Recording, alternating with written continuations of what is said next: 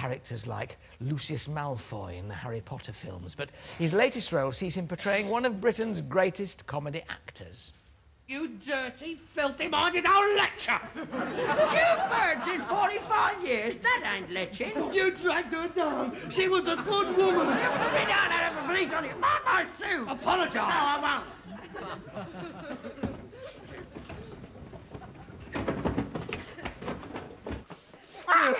Ask for forgiveness. Well, apologise. Oh, look at her. Look at my mum. Apologise to her. Go on, apologise. That ain't your mother. It's her sister. Please welcome the man behind Harry H. Corbett, Jason Isaacs.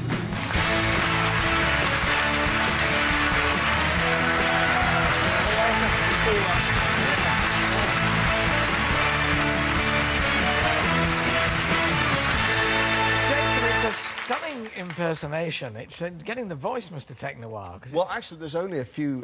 there's very, very brief moments of me doing Harold Steptoe in the show. It's mostly Harry H. Corbett. It's the story of him, his rather tragic life off-screen, and how, ironically, he was, you know, trapped in real life with Wilfred Bramble and trapped in this part he could never escape from, just like Harold Steptoe was trapped with Albert. So that's...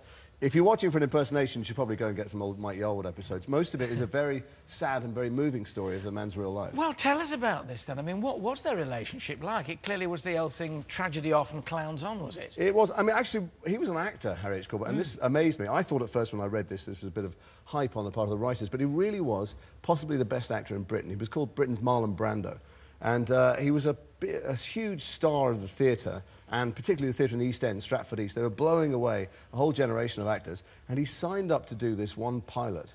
I mean, it wasn't even a pilot, it was a one-off play, and that was really the end of him. Professionally, he never got to escape Harold Steptoe again. What about the relationship, then, with Wilfred Bramble? Not a comfortable one? Well, it wasn't. They didn't speak to each other, really. They never went and socialised with each other.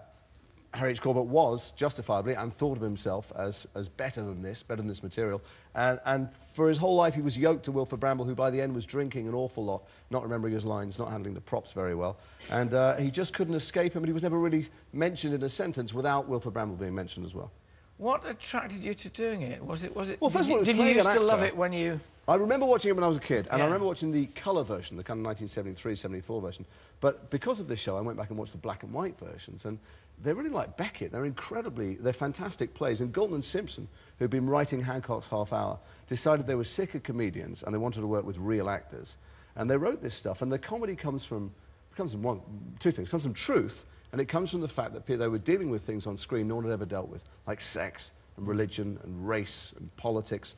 And it's funny, but it was also very truthful and shocking for a whole generation of people watching it. So by the time I came to watch it at the end, really it was... Harry H. Corbett, I think, was doing a funny voice to get a laugh. Yeah. When he started off, he was dealing with subjects that were very controversial to get a laugh. Now that you've given us a bit more about the characters of the men, let's have a look at another scene from your version of Steptoe and Son.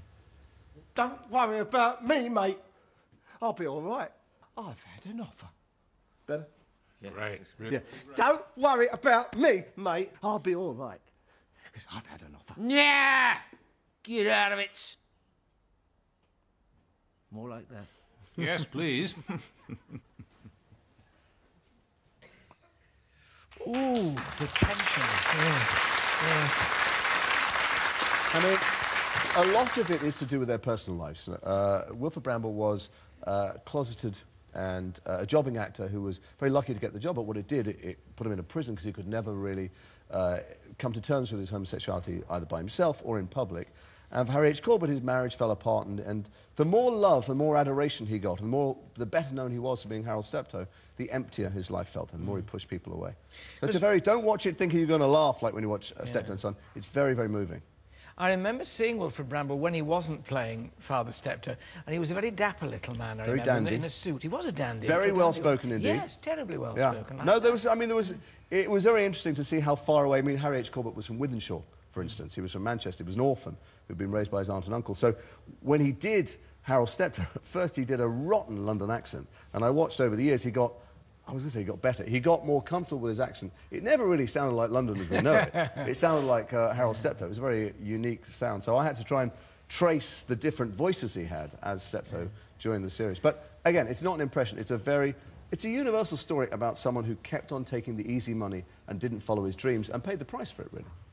How does that reflect then with Jason Isaacs taking the money or well, following I've been very his lucky. dreams? Look, he was typecast. He never escaped it for his whole life. And there was a period of time when I was offered every villain in Hollywood after The Patriot, and I didn't do any of them. I went and played a cross-dressing neighbour to Charlize Theron. I did a play at the Royal Court, and I tried to move the goalposts all the time. So, and also, you know, when he had his success, it was so huge. Harold Wilson phoned the BBC and said, please don't broadcast tomorrow night. We're having a general election. No one's going to go and vote. And I don't want to miss it. And for me, I've been very lucky to, I keep doing different parts. I've got this strange, grotesque moustache, because I'm doing a war film at the moment in Morocco. I'm doing a series called Brotherhood. I just did a film about the Holocaust.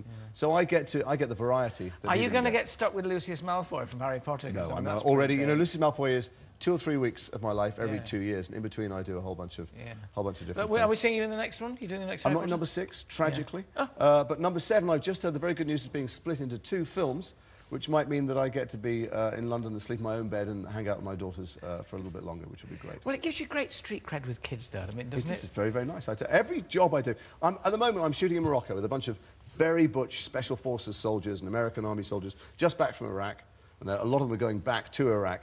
And there's me carrying boxes of Lucius Malfoy pictures back from London to sign for all their kids. And, you know, I'm the one who should be falling to the floor in awe of them because the things they've done and seen. And really, they want to know all about, is Robbie Coltrane really 8 foot tall? Yeah. The answer is usually yes. Yes. Great. The Curse of the Steptoes is on tomorrow night at 9 o'clock. It's on BBC 4, which enough people don't tune to because it does amazing work. We will tomorrow night. Been great to talk to you. Ladies and gentlemen, Jason Isaacs.